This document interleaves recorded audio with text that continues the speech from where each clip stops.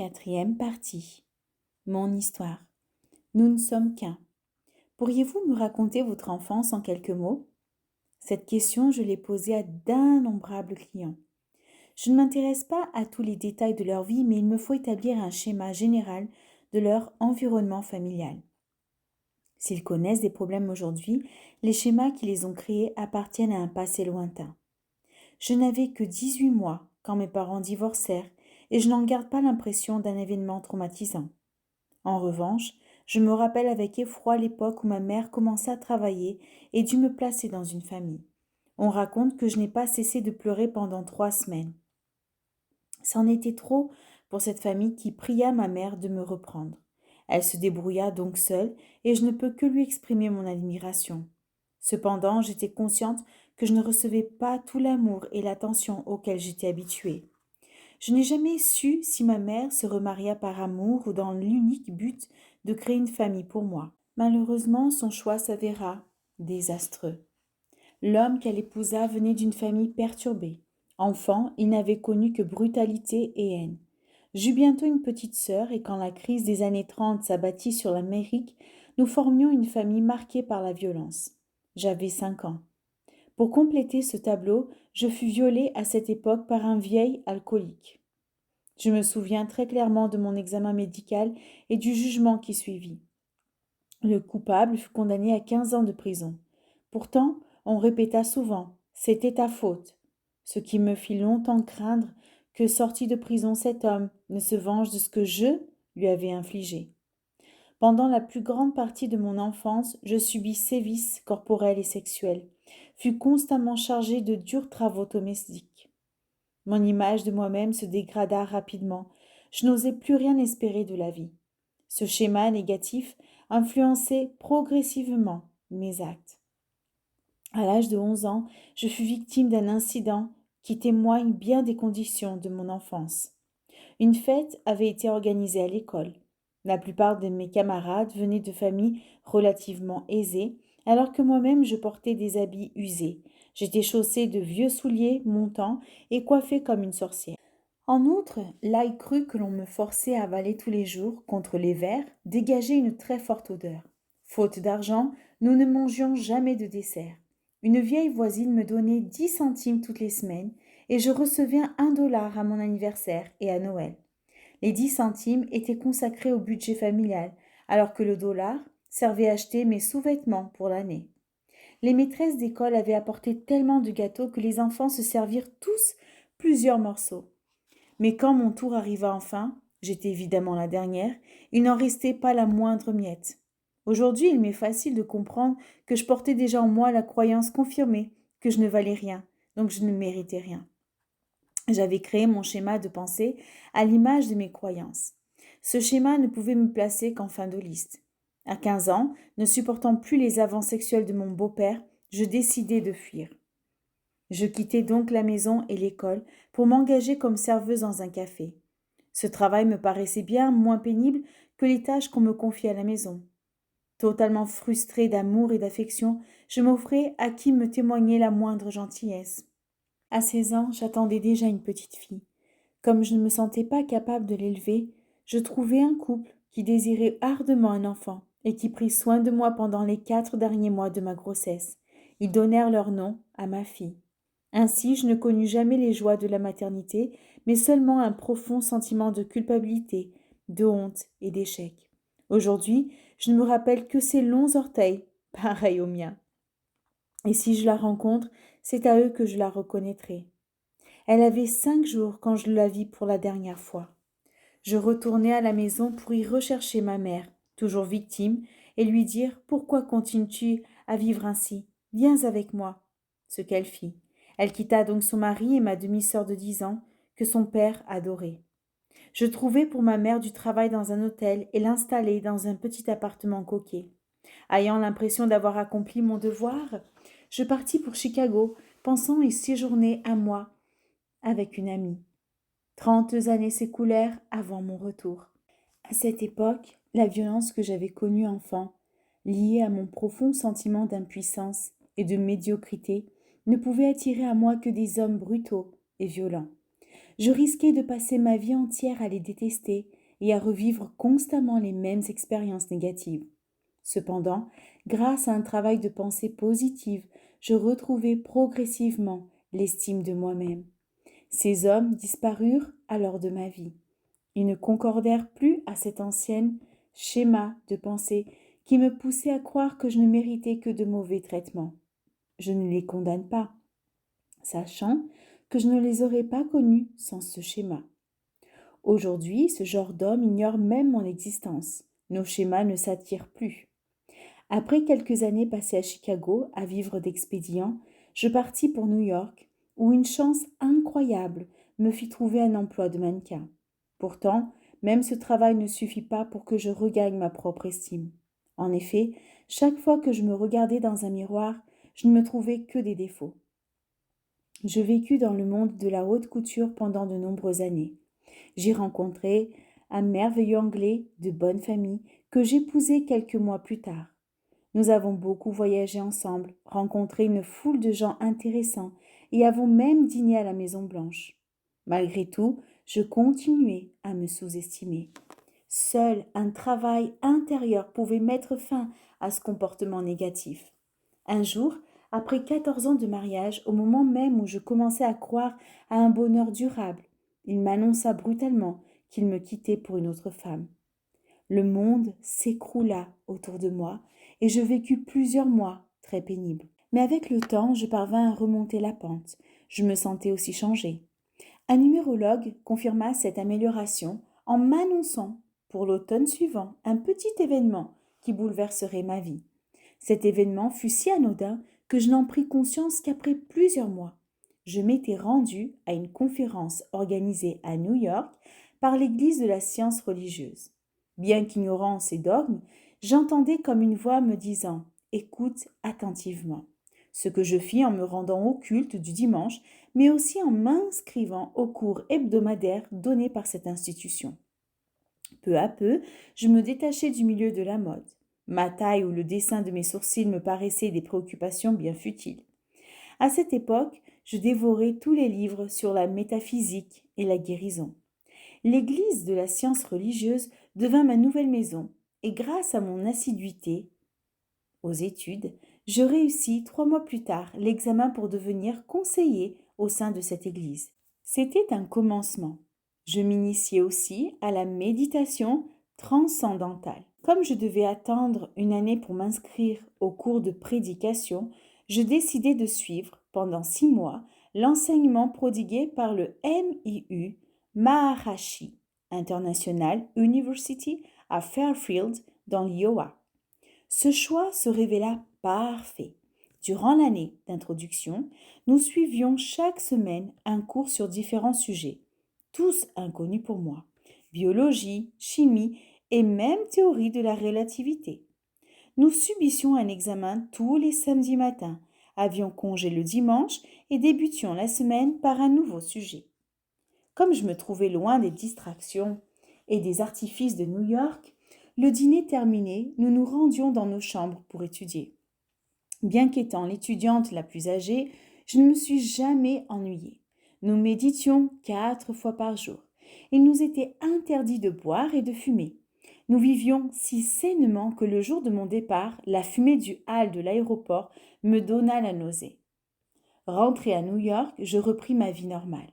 Je commençai le cours de prédication et travaillai activement au sein de l'Église et de ses activités sociales. Je prenais la parole aux réunions et vis de nombreux clients. Bientôt, cet emploi occupa toute ma journée. Outre mon travail, je me mis à écrire un petit livre intitulé « Guérir votre corps », contenant une liste de maladies et leurs causes métaphysiques. Je donnais aussi des conférences, voyageais fréquemment et enseignais à des petits groupes. Un jour, je découvris soudainement que j'étais atteinte d'un cancer.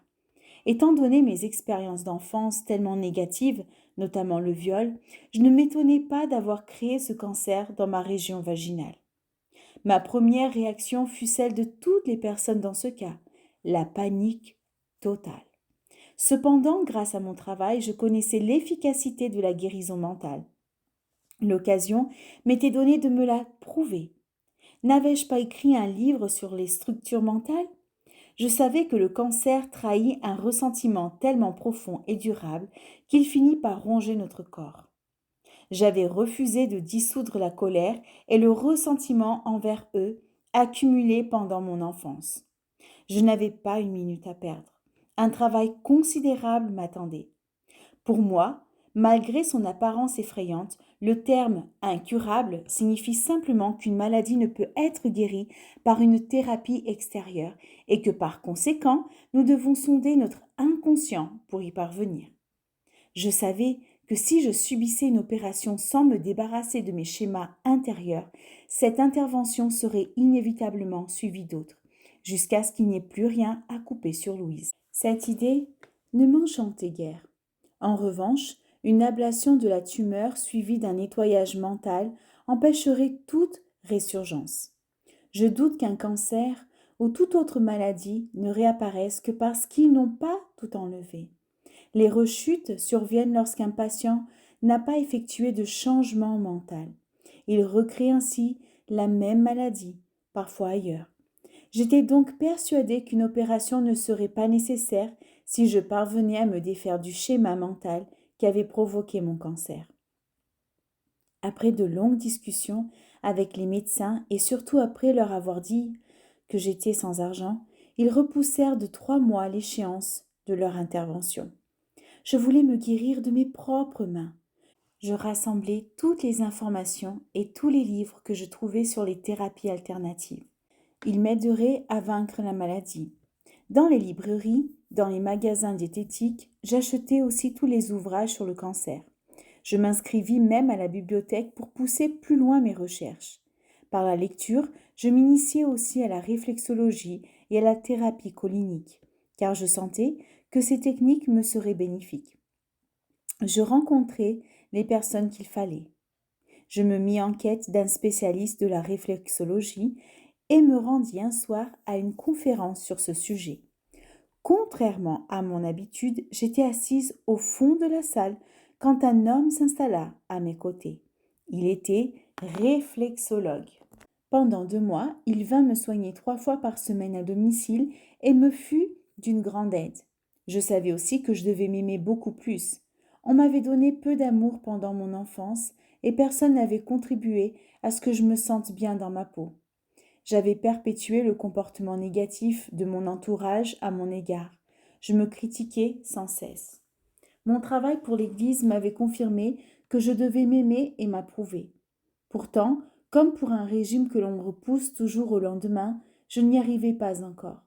Mais le moment était venu. Au début, il me fut pénible de me mettre face à un miroir et de me déclarer « Je t'aime très sincèrement, Louise ». Je ne me suis pas découragée et il fallut peu de temps avant que je ne remarque un changement d'attitude dans certaines situations. Je me dénigrais de moins en moins, signe d'un réel progrès. Je savais que je devais impérativement me débarrasser du schéma de ressentiment que je gardais de mon enfance. Oui, mon enfance avait été difficile, marquée par d'incessants mauvais traitements. Mais ce passé était révolu depuis longtemps. Il ne devait plus me servir d'excuse pour me maltraiter. Si je me rongeais littéralement le corps par une tumeur cancéreuse, cela signifiait que je n'avais pas pardonné. Il était temps de dépasser les incidents de ma jeunesse afin de comprendre quelles expériences avaient créé les personnes qui n'avaient pas su me rendre heureuse. Un bon thérapeute m'aida à sortir la rancœur et la rage accumulées en moi en me faisant frapper des coussins et hurler. Je me sentis aussitôt soulagée. Puis, je rassemblai les souvenirs de ce que mes parents m'avaient raconté de leur propre enfance. Je les vis alors sous un autre angle. Grâce à ma compréhension et conscience d'adulte, j'éprouvais maintenant de la compassion envers leurs propres souffrances, et ma rancœur finit par se dissoudre. En outre, je recours à une nutritionniste pour me nettoyer de toutes les toxines accumulées pendant des années de mauvaises habitudes alimentaires. J'ai compris à quel point elles nous empoisonnent, comme les croyances négatives empoisonnent notre mental. Il m'imposa un régime draconien, essentiellement composé de légumes verts. 3 séances hebdomadaires d'irrigation colonique complétèrent ce traitement pendant le premier mois. Je ne me fis pas opérer, et grâce à tout ce travail de nettoyage mental et physique, les médecins durent admettre ce que je savais déjà. Au bout de 6 mois, la tumeur cancéreuse avait totalement disparu. J'avais donc acquis, par mon expérience personnelle, la certitude que nous pouvons guérir si nous consentons à changer notre manière de penser et d'agir. Ainsi, une tragédie se transforme-t-elle parfois en miracle. Dès lors, riche de cette expérience, je perçus la vie avec un regard neuf. Réfléchissant à ce qui comptait vraiment pour moi, je décidai de quitter New York, ses rues sans arbres et les rigueurs de son climat. Certains de mes clients eurent très peur de me voir partir. Je les rassurai en leur disant que je reviendrais 2 fois par an pour m'assurer de leur progrès et qu'ils pouvaient toujours me téléphoner en cas d'urgence. Je fermai donc mon cabinet et choisis Los Angeles pour commencer ma nouvelle vie. Je pris le train, faisant de mon voyage jusqu'en Californie une promenade. Bien que né là-bas, je n'y connaissais personne sauf ma mère et ma sœur qui vivaient dans la banlieue de Los Angeles. Nous n'avions jamais formé une famille unie. Cependant, je fus choquée d'apprendre que ma mère avait perdu la vue depuis quelques années, sans que personne ne se soucie de m'en informer. Ma sœur se déclara trop occupée pour me rencontrer, et je résolus de la laisser en paix et de me débrouiller seule. Mon livre Guérir votre corps m'ouvrit de nombreuses portes. Je me rendais à toutes les manifestations du Nouvel Âge qui avaient lieu, et je me présentais avec un exemplaire de mon petit livre. Je profitais de cette période relativement calme pour aller à la plage, sachant que je disposerais de moins de temps par la suite. Peu à peu, les clients vinrent à moi. Je fus invitée à donner des conférences. Los Angeles m'accueillait. 2 ans plus tard, j'emménageai dans un logement très agréable. Quel chemin parcouru entre mon enfance et ma nouvelle vie, et quelle ouverture de ma conscience. Tout allait au mieux. Nos vies peuvent changer si rapidement. Un soir, ma sœur me téléphona, pour la première fois depuis 2 ans. Elle m'annonça que ma mère, alors âgée de 90 ans, aveugle et très sourde, s'était fracturé la colonne vertébrale en tombant. Un instant avait suffi pour rendre invalide cette femme autrefois si robuste et indépendante. Cet accident ouvrit une brèche dans le mur de silence qui entourait ma sœur. Enfin, s'établissait entre nous une amorce de dialogue. Ainsi, elle m'apprit qu'elle souffrait beaucoup du dos, en position assise comme en marchant. Elle endurait ses douleurs sans rien dire, et son mari ne se doutait de rien. Ma mère put sortir de l'hôpital au bout d'1 mois. Dans l'impossibilité de vivre seule, elle vint habiter chez moi. Malgré ma confiance en la vie, j'étais effrayée par cette nouvelle responsabilité.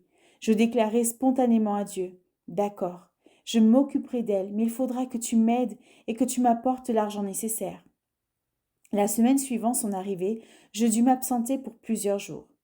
Comme je ne pouvais la laisser seule, je fis une autre prière. « Dieu, aide-moi, je dois trouver quelqu'un avant mon départ. » Mon vœu fut exaucé. La personne idéale apparut et s'installa chez moi pour faire marcher la maison. Ainsi se confirmait une autre de mes croyances. Tout ce que je dois savoir m'est révélé, et le divin pourvoit à tout ce dont j'ai besoin. Une nouvelle leçon m'était donnée. C'était l'occasion de me débarrasser des schémas négatifs de mon enfance. Ma mère n'avait pas pu me protéger quand j'étais une petite fille, mais maintenant je devais et pouvais le faire pour elle. Une nouvelle aventure commençait avec ma mère et sa sœur. Donner à ma sœur l'aide qu'elle me demandait constituait un autre défi. Elle me révéla qu'après mon départ avec ma mère, mon père avait reporté sur elle sa colère et sa violence. Je compris que son problème physique était aggravé par sa tension et sa crainte permanente, ainsi que par la croyance de ne rien pouvoir attendre des autres. Et Louise, qui ne voulait pourtant pas jouer les sauveuses, se trouvait poussée à aider sa sœur à choisir le bien-être. Le travail a commencé lentement et se poursuit encore aujourd'hui. Je m'efforce de lui apporter un sentiment de sécurité, tandis que nous explorons les diverses méthodes de guérison. De son côté, ma mère réagit bien. Elle fait avec application de la rééducation 4 fois par jour. Son corps retrouve force et souplesse. Je l'ai aussi encouragée à porter un appareil acoustique qui lui a redonné de l'intérêt pour ce qui se passe autour d'elle. Je l'ai même persuadé, malgré son appartenance à la science chrétienne, de se faire opérer de la cataracte. Quel bonheur pour elle de voir à nouveau, et pour nous de partager sa joie et sa soif de lecture. Comme jamais auparavant, nous passons de longues soirées à bavarder. Nous sommes liés par une compréhension, une complicité que nous n'aurions jamais soupçonnée. Nous nous libérons de plus en plus en riant et en pleurant ensemble. Parfois elle touche un point encore sensible chez moi, ce qui me montre par où poursuivre ma démarche de clarification. Mon travail a progressé au point que j'ai engagé des assistants sous l'œil bienveillant de Charlie Drink, mon conseiller personnel. Nous avons ouvert un centre où se déroulent des cours ainsi que des stages en résidentiel. L'univers infini dans lequel je me trouve est complet et parfait. Chacun, moi inclus, fait l'expérience de la richesse et de la plénitude de la vie de la manière qui lui est appropriée. Aujourd'hui, je regarde le passé avec amour et je choisis de tirer les leçons qu'il m'apporte. Il n'y a ni juste ni faux, ni bon ni mauvais. Le passé est derrière moi. Seule l'expérience du moment importe. Je me réjouis de me libérer de ce passé et de m'ouvrir au présent. Je partage ce que je suis, car je sais que nous sommes tous un seul esprit. Tout est bien dans le monde qui est le mien. Au centre profond de mon être se trouve un puits infini d'amour. Je laisse à présent cet amour déferler à la surface. Il remplit mon cœur, mon corps, mon esprit, ma conscience. Il émane de moi, rayonnant dans toutes les directions, et me revient amplifié. Plus je donne d'amour, plus j'en ai à donner. La source est intarissable. Faire agir l'amour me rend heureuse. C'est une expression de ma joie intérieure. Je m'aime, donc je prends soin de mon corps avec amour. Avec amour, je lui donne aliments et boissons qui le nourrissent. Avec amour, je le soigne et l'habille. Avec amour, il me répond à son tour en vibrant de santé et d'énergie. Je m'aime, donc je m'assure un logis confortable où j'ai plaisir à me trouver et qui pourvoit à tous mes besoins. J'emplis les pièces de vibrations d'amour afin qu'entrant, tous, y compris moi-même, sentent cet amour et en soient nourris.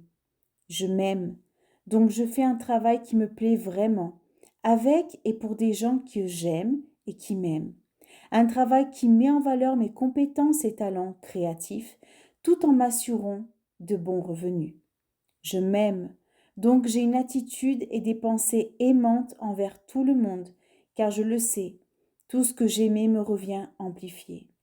J'attire uniquement des gens aimants dans mon univers, car ils sont un miroir de ce que je suis. Je m'aime, donc je pardonne, me libérant complètement du passé et de toutes les expériences passées, et je suis libre. Je m'aime, donc j'aime sans réserve l'instant présent. J'expérimente chaque moment comme agréable, sachant que mon avenir est lumineux, joyeux et protégé, car je suis l'enfant aimé dont l'univers prend soin avec amour, maintenant et toujours. Et c'est ainsi.